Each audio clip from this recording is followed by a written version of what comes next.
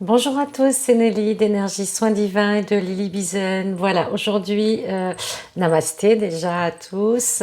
On va travailler sur la blessure d'injustice, la dernière des 5 blessures de l'âme. Donc cette blessure, eh bien, elle est assez récurrente et en ce moment, c'est vrai qu'elle va se manifester d'une façon assez importante parce qu'il y aura beaucoup d'injustices et les gens le vivront vraiment très très mal. Donc le masque, bah, c'est le masque du rigide. C'est des gens qui sont un petit peu les bras comme ça, le long du corps, un petit peu raides, vous voyez, un petit peu crispés, des fois les poings fermés. Voilà, c'est des gens qui essaient justement d'être dans le contrôle et c'est un manque de reconnaissance en fait. Ils estiment qu'ils n'ont pas la reconnaissance méritée par rapport à leurs actions, par rapport à leurs activités ou ce qu'ils font pour les autres, leur famille, leur entourage. Donc ils souffrent de ce manque de reconnaissance qui a souvent pris corps au niveau de l'enfance entre 4, 6, 7 ans, à partir du moment vers 6 ans où l'enfant commence à avoir sa propre personnalité, à penser par lui-même. Eh bien c'est à ce moment-là que cette blessure se réveille. Alors selon Lise, c'est avec le parent du sexe opposé, mais je suis pas d'accord. Pour mon cas personnel, c'est avec le parent du sexe opposé justement, et pas selon Lise, je me suis trompée, c'est l'inverse. Elle pense que c'est avec la personne du même sexe. Si vous êtes une fille, c'est avec votre mère. Et moi, je pense qu'il n'y a pas de règle à ce niveau-là, au niveau des blessures. Ça peut être très bien avec l'un des deux parents. Donc, il ne faut pas trop se fier à ça. Vous voyez, plutôt par rapport à votre vécu. Et donc, si c'est avec le parent du sexe opposé, eh bien, il y a une sorte de comparaison, de rivalité. C'est un manque de respect. L'enfant ne se sent pas respecté. Dans la situation est vécue comme une injustice, un manque de respect, de valorisation, de prise en compte de son avis, de son opinion, de son être humain, tout simplement. Donc l'enfant est rabaissé, son avis ne compte pas, il n'a pas d'importance puisque ce n'est qu'un enfant. Et le parent, justement, référent qui va déclencher et ouvrir cette blessure d'injustice, en souffre lui aussi. C'est souvent quelqu'un qui a été frustré, qui a été peu aimé, peu valorisé par son parent dans son enfance. C'est au moment de l'éveil que l'enfant se rend compte que, eh bien, il n'a pas la place qui lui est méritée au sein de sa famille, au sein de sa fratrie, et souvent aussi à l'école. Il se sent dévalorisé, il se sent peu important. On ne tient pas compte de son avis, de son opinion, de son côté humain, tout simplement. Donc on ne le laisse pas évoluer avec une certaine liberté d'esprit, de conscience, comme s'il était un individu en demi-importance. Il n'est pas entier, il ne se sent pas pris en compte complètement. Et donc souvent il a un parent froid qui est peu démonstratif, qui lui a montré peu d'affection, peu d'intérêt. Donc l'enfant se sent dévalorisé. Le parent est souvent très autoritaire, assez rigide, où il n'y a pas d'explication, il n'y a pas de dialogue vraiment à part égale entre l'enfant et ce même parent. Donc pour s'en sortir avec cette blessure, pour essayer de la vivre au mieux, eh bien, il va essayer bien sûr d'être dans le contrôle, essayer d'être dans une espèce de crispation. Il va crisper aussi bien son corps physique, ça peut être les dents, le bruxisme, ça peut être les muscles tendus, une certaine raideur dans son attitude, un peu, vous savez, un petit peu comme ça, le cou bien droit, bien rigide, toujours à s'imposer. Il s'impose beaucoup de choses pour être justement plus grand, plus important, être dans une belle valeur. Et donc, le rigide, il a une peur aussi, c'est d'être trahi, bien sûr, parce qu'il pense que les autres vont le tromper. Et souvent, il envisage la situation avant qu'elle se produise. C'est-à-dire que quand il va avoir une rencontre ou une décision ou qu'il y a quelque chose qui va se passer, eh bien, tout de suite, il va envisager la situation la pire, celle qui va justement lui faire revivre cette blessure d'injustice. Il va jusqu'à aller la provoquer provoquer, jusqu'à aller des fois piquer l'autre, être un petit peu agressif pour justement se dire bon bah de toute façon comme je vais vivre ça, eh bien autant que ça soit moi qui la provoque. Et souvent il va provoquer une situation d'injustice et qui va réveiller encore plus sa blessure et qui va l'obliger après à culpabiliser, parce que c'est des gens qui culpabilisent beaucoup après avoir fait cette action ou dit ces paroles. Ce sont des gens très sensibles, très humains, mais ils se font du mal, hein, ils s'auto-sabotent, ils ont un saboteur vraiment très fort au niveau de leur cœur, ils sont dans l'émotion.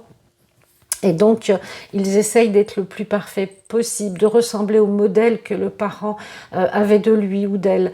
Ils essayent de faire plaisir, mais ils ne sont pas dans leur cœur, ils ne sont pas dans leur vraie mission. Et souvent, ils se trompent et ils se cherchent pendant des années et des années. Ils se construisent un peu tout seuls avec ces difficultés, ces épreuves. Ils ont besoin de vivre ces situations d'injustice pour grandir, pour évoluer et pour pouvoir justement libérer ces blessures.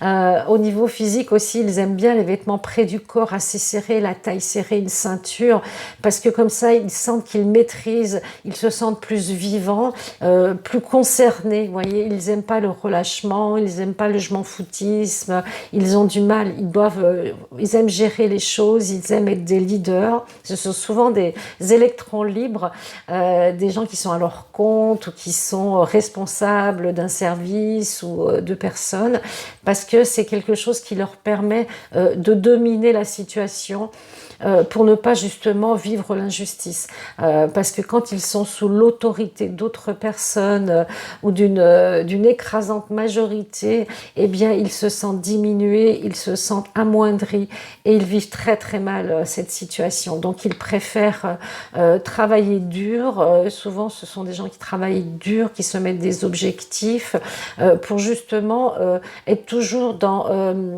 ce modèle par rapport aux parents. Je suis capable, regarde, j'ai de la valeur, j'ai de l'intérêt, j'ai des capacités. Et tout ça, c'est toujours à chercher à se revaloriser, à montrer qu'on est capable, qu'on peut faire les choses.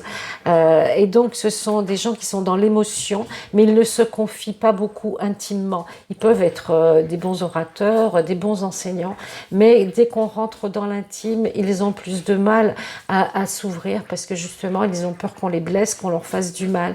Donc, ce sont des gens sensibles, mais ils gardent beaucoup pour eux leur sensibilité, leurs émotions. Et souvent, ils en font trop.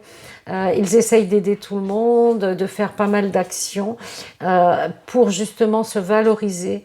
Et quand ça échoue ou quand il n'y a pas de reconnaissance, eh bien là, ils culpabilisent et ils se font du mal. Et oui, j'aurais pas dû. Il y a mon chien qui fait sa petite crise, ça va passer. Ils essayent toujours de montrer leur valeur à eux-mêmes déjà, de se prouver qu'ils valent quelque chose, qu'ils sont capables. Et puis s'ils n'y arrivent pas, si c'est un échec, eh bien ils le vivent très très mal. Ils peuvent aller jusqu'en dépression, ils peuvent être vraiment dans la tristesse et ils cherchent toujours un sentiment de justice et de vérité. C'est des gens, bien sûr, comme ils souffrent de la blessure, la justice, eh bien, ils aiment la justice. Ils aiment que les choses soient à leur juste place, à leur juste valeur. Ils aiment beaucoup le contact en général, ils sont sociables, ils aiment les responsabilités, bien qu'ils doutent souvent d'eux. Ils mettent beaucoup de temps à se construire et à prendre confiance en eux. C'est un sentiment qui leur permet justement d'avoir après la reconnaissance des autres. Chili. Et ils aiment justement se rendre utiles, ils peuvent aller dans des justes causes, des causes humanitaires, dans les soins, les thérapies, pour aider les autres, pour s'aider eux-mêmes bien sûr au départ et puis après pour aider les autres. Qu'est-ce que je pourrais vous dire aussi? Ils aiment aussi s'auto-punir, hein, ils sont un peu maso, parce que bien sûr s'ils n'arrivent pas à faire quelque chose ou s'ils ont fait de la peine ou s'ils ont été maladroits, et bien après ils ont ont tendance à s'auto-punir, à avoir beaucoup de culpabilité parce qu'ils aiment la reconnaissance pour leur travail. Donc le soin à faire, eh bien, c'est de libérer l'émotionnel, le chakra sacré et le chakra gorge. Ils ont souvent des problèmes de thyroïde, de cervicale, parce que le son est important, le verbe est important pour eux, parce qu'ils ont besoin d'exprimer ce qu'ils ressentent, ce qu'ils ont vécu. Et donc, c'est des personnes qui doivent travailler le chakra gorge, libérer justement les cordes toxiques, énergétiques, avec l'archange Michael, de couper les liens avec le passé, de purifier, de libérer et de nettoyer toutes les situations qu'ils ont vécues au niveau de l'injustice, que ce soit en amitié, en amour, dans le travail, le relationnel, le familial. Donc il faut vraiment libérer ces cordes pour être soulagé, libéré, pour pouvoir respirer et exprimer et ouvrir justement les champs du possible. Ils ont des capacités comme tout le monde, et ils ont besoin d'ouvrir tout ça, et ils le font souvent sur le tard, pas dans la jeunesse, ils le font sur le tard parce que en jeunesse, quand ils sont jeunes, ils aiment s'amuser, ils aiment danser, ils aiment la musique, ils aiment rigoler, ils aiment être un petit peu les leaders, un petit peu le point de mire de tout le monde, mais pas par vanité, simplement parce qu'ils ont besoin d'avoir une place dans la société, dans un groupe. Donc libérer le passé, l'accepter et l'assumer, le laisser partir, et relier bien sûr à l'estime de soi. Le travail, c'est d'avoir confiance en soi, l'estime de soi, par le chakra sacré, le deuxième chakra, pour être bien enraciné dans la matière, trouver sa place et accepter justement de ne pas être trop rigide avec soi-même, avec les autres, laisser un peu du lest, être un peu plus souple, un petit peu plus confiant envers soi-même et envers les autres, être un peu plus zen, plus dans l'harmonie, et le ressenti aussi, parce qu'ils ont un très bon ressenti, mais souvent ils ne s'écoutent pas. Ils ont tendance à écouter les autres pour leur faire plaisir, et à dire oui quand ils n'ont pas envie de dire oui, à se mettre dans le sacrifice un petit peu. Donc il faut apprendre à doser et à s'écouter et à répondre aux besoins des autres que quand c'est le bon moment, et ne pas toujours dire oui pour faire plaisir, parce qu'il n'y aura pas plus de reconnaissance pour autant, et du respect aussi, savoir se respecter et savoir respecter les autres aussi, c'est un ensemble, hein. Voilà, j'espère que cette vidéo sur l'injustice vous a parlé. C'est une blessure qui n'est pas importante selon Lise Bourbeau, je suis pas d'accord non plus avec elle. Je trouve que l'injustice, c'est une très grande blessure. On vit dans un monde d'injustice en ce moment, de trahison et d'humiliation, donc ça va vraiment être les trois blessures récurrentes à travailler, à libérer. Il faut vraiment être dans l'acceptation et dire qu'est-ce que je peux faire dans cette situation. Et comme dit le Dalai Lama, s'il y a une solution à votre problème, mettez tout en œuvre avec votre cœur pour libérer, pour pacifier ce problème. Et si vous n'avez pas la solution, eh bien laissez-la de côté pour l'instant, c'est qu'il n'y a pas vraiment de problème finalement, et qu'il y a vraiment juste à avoir l'acceptation, du lâcher prise, être dans le cœur, envoyer de l'amour et de l'énergie au monde, à la planète, aux humains. En ce moment, il y en aura bien besoin. Voilà, je vous souhaite le meilleur, et puis je vous dis à très vite pour une prochaine vidéo. Namasté.